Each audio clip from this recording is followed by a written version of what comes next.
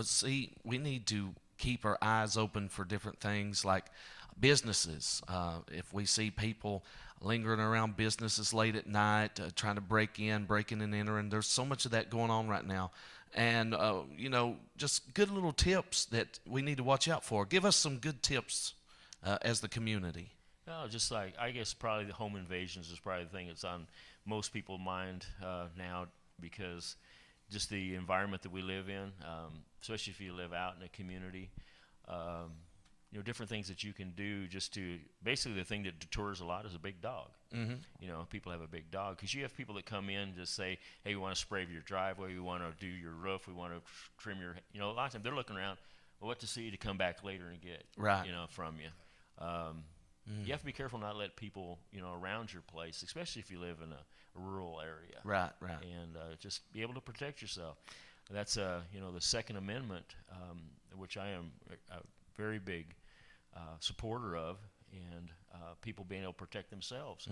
If you have one house that the person is armed and going to protect themselves, and you have another one that doesn't arm themselves, doesn't believe in that, which house you're going to break into if you're a bad person. Exactly.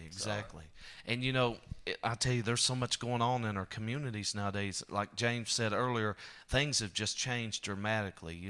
People's addicted to these drugs, and they'll do anything it takes to get them. Right. It's sad fact, but it's true. And we just need to keep our eyes open. And security systems, that's always real good because you got people, that may have to travel, be on at work, and people's watching people's routines, seeing Right. when they're coming or going, and things of that nature. Yeah. And they know there's certain things that tip them off, how many vehicles are in the driveway all the time, and if the outside lights are on in the middle of the day, that means that they're not going to be home till later at night, Exactly. Just little things like that they we notice. we see a big increase now the last couple of months of phone scams. People calling people up on the phone saying, we need your credit card number, you got a bill you didn't pay or whatever. Give people good advice on that because there's a lot of elderly people that may fall into this category in this trap. Yeah. On the deals like that is just don't, anytime anybody wants any of your information like that, you don't ever give it to them, especially on the phone. A lot of times even is what's the importance, why do they have to have it? If it's like at a bank or, something like that, it's understandable. Right. But anytime you get a phone call and somebody's wanting that information, you don't ever give them anything. You cut the conversation and let them go. Speaking of phone calls, if somebody that's watching or listening right now would like to contact you, maybe to call you up and talk to you, discuss something that's going on in the community, what's a good number for them to call you? Everybody in the county has my cell phone number. But I'll give you my office number is 287-7121.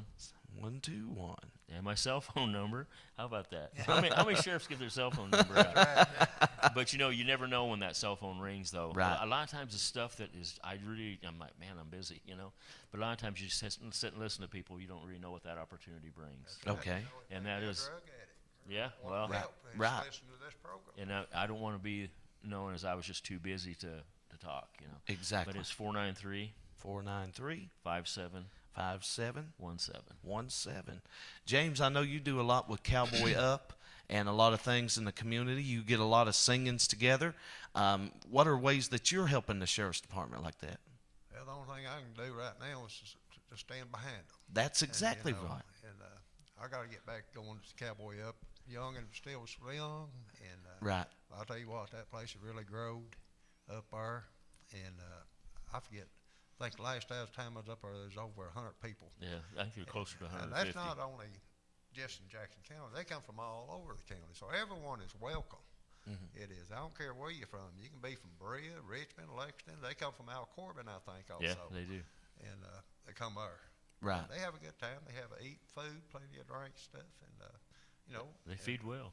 they have sit down. They have prayer, and they ask the kids about if they got anyone they need prayed for, and you'd be surprised how many kids speaks up and say, "Will you pray for so and so?